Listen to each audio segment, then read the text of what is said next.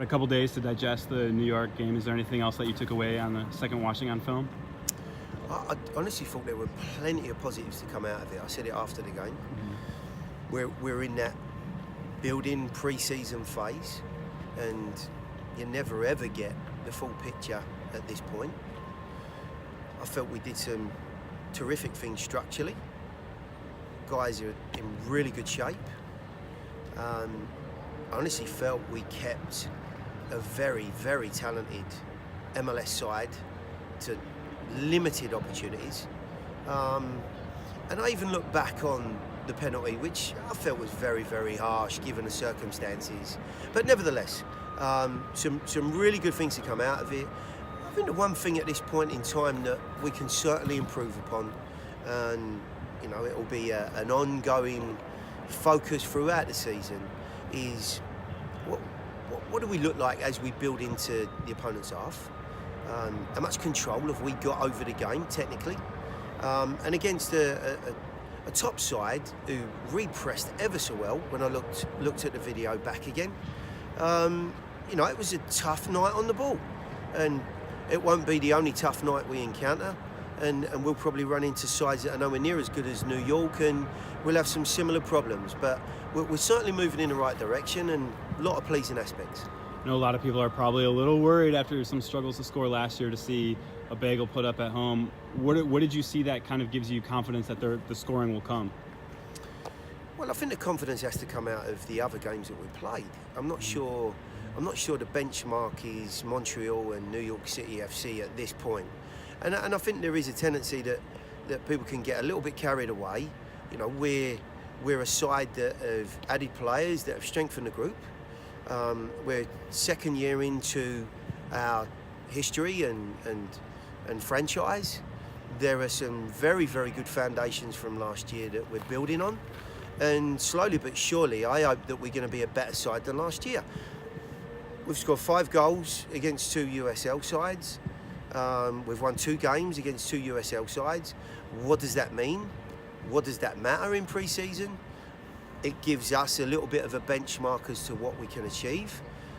It doesn't count for any points. It doesn't mean anything in the grand scheme of things, because we have no idea where Louisville and Birmingham are at this point, and likewise ourselves. Like I said, we'll be sharper, we'll be fitter, we'll be in a better place come the start of the season. We have another very big game this weekend, and in between we've got a game tomorrow night against a local side, which itself I'm sure will be very competitive. Yeah, you kind of are taking from one end of the spectrum of difficulty to the other for tomorrow's game against Lipscomb. What do you get out of a game against a college side that's out of its regular season? I think every team in pre-season that plays an amateur side, a local college or university, they run into the same problem, which is a lot of young, exuberant, energetic, and individuals that want to impress. The way that they play, the structure of their groups are normally a far throw from what we're going to see come the first day of the season. And it's a completely different challenge. Likewise, the MLS game was on Friday. We've got a completely different one. So we have to focus on how we're going to continually improve. There'll be certain aspects of the game that we'd love to try and layer into the performance tomorrow night. Ultimately, it's minutes for players. They take a step closer to where they need to be come March the 10th. And the good and bad, we can evaluate. And then Saturday, you do have that big game against ND11 that you mentioned. A couple weeks ago, you said that you see them as the favorite for the Eastern Conference at this point. What do you get out of that game? Do you go and try and send a message, hey, we're here as well, or do you try and just kind of get that last run out before the season actually starts? Look, nothing changes in my mind. If you look at how they've constructed their group, I know that some of our signings have been quite profile. I've got to say that they, for me, are the team to beat at this point. Now, what that means on Saturday is that we have a really tough game. It actually doesn't mean anything. There's no points on the board. That adds an extra anxiety. It adds an extra passion and determination, desire, all of those things, when there's points on the line. There's no points on the line. I don't know what Martin Rennie has in store for his group, whether he'll play, I would suspect, something close to what he might see the following week. Likewise us. But just because those guys roll out at the weekend doesn't mean to say that they'll play the following week against Loudon, which will be a completely different picture and test. We'll be at home against a new franchise, and when we play here, there could be a different picture to what we see away from home. So it'll be difficult, but they're all challenges, and they're all competitive matches that we can look at and try and break down and say, look, we've had some problems in this area. How do we improve? Over the course of the preseason, have you kind of found yourself able to get a little bit closer to, okay, here's the guys who are in my first choice 11 and maybe the guys who are in the game day 18 as the regular season approaches? Yeah, of course. Again, that's part of preseason. There'll be some guys that are in a good physical condition, but their form's not quite at the level you would like. There's some guys that need more minutes and have maybe had a slightly different off-season. There are individuals that I'm looking at already and saying, okay, that's going to be somebody that we're looking at come the start of the season, knowing who we're playing and the fact that we're at home. But for me, there's loads and loads of spots up for grabs. We've got not just a competitive group, but we've got, at the moment, a 19-man outfield group. Well, any 18 of those are going to be in the lineup anyway. At any point in time, any of those 18, 19 players could be on the field. It's that strong a group. We've kept it tight. I've kept the squad and roster, slightly more compact than last year, because I think overall we've got more experience and we've got a better balance to the group. And I want all of the players to be ready. I want them to have playing time regularly, so there may well be a reasonable rotation early on. I want them to be sharp and engaged, and I want the whole group to be competing towards what I believe to be a successful season. And in success, it's got to be chasing down and challenging for silverware. It has to be that. So you talk about, the high caliber of the pieces that you added. We added a lot of forward moving pieces. Can you tell us about what you expect to see from that front line this season? I expect to see a lot of competition, number one.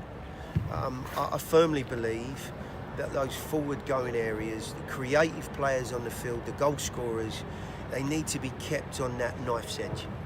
And when they're playing well and they're scoring goals, they're incredibly confident individuals. They thrive on that. That mindset and that thought process when the goal looms up has got to be, I'm going to score. It can't be a doubt. It can't be an issue for them when they get in front of goal.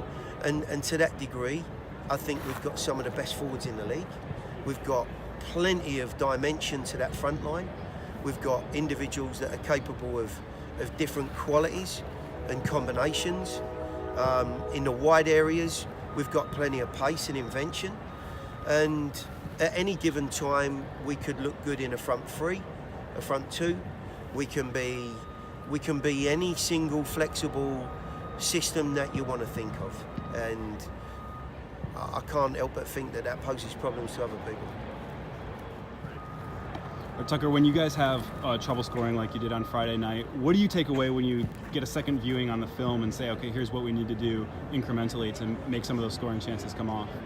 Yeah, I think after looking at the film and seeing some of the chances, I think it's just a little bit of the decision making in the final third.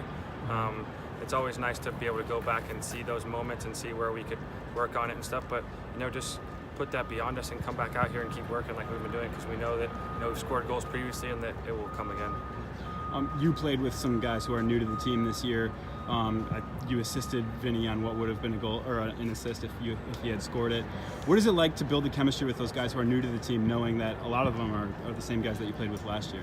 Yeah, obviously, the more games we play, the more chemistry we're going to build with the new guys and stuff. But they've been, meshing well with the team, and then obviously coming back last year with the same guys and stuff. That's always nice to keep building those relationships. Mm-hmm. New York City is a team that's known for its high press, and you kind of got them back the other way on one interception and It's that same play where you would have assisted Vinny had he scored. What do you guys see as kind of the way to counteract that? Is it press them right back, or is it something that you guys are going to do regardless of the opponent this year? Yeah, I mean, they obviously press high up the field and made it very difficult for us, but they like to play out of the back, and so we took that as an opportunity for to high press them as well and try to win closer to their goal. That way we create more chances. Is it intimidating to know that they're going to high press like that, and that you have to kind of maybe be an outlet man for some of your guys at the back? I mean, I don't know if intimidating is the word, but I mean, they do make it very difficult for us, and so I do have to be an outlet for my team and for center backs if we have to, go longer to go over the top of their players. Yeah. Tomorrow's game is kind of going to be the opposite end of the difficulty spectrum compared to Friday night's game. What do you look forward to out of this Lipscomb game that you guys have tomorrow?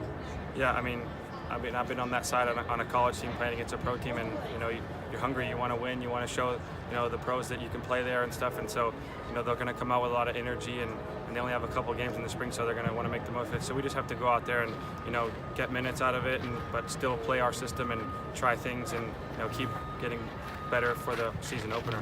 Yeah, when you were at Carolina, was it cool to have the opportunity to play against maybe some pro teams during the spring season? Yeah, it was very enjoyable. We always loved playing against ex-Carolina players and guys that we know and stuff, and so we play against Wilmington Hammerheads and NCFC now, and so yeah, we enjoyed those games a lot. We got it for them. Tell us what it's like to play with these new pieces with a lot of scoring threats last year, or this year, or maybe last year. Yeah, no, I mean, definitely playing with the new additions has been very nice, just because they're very good goal scorers, and so when we link up and stuff, I'm always looking to find them or they'll find me, and we just want to score a bunch of goals for this team.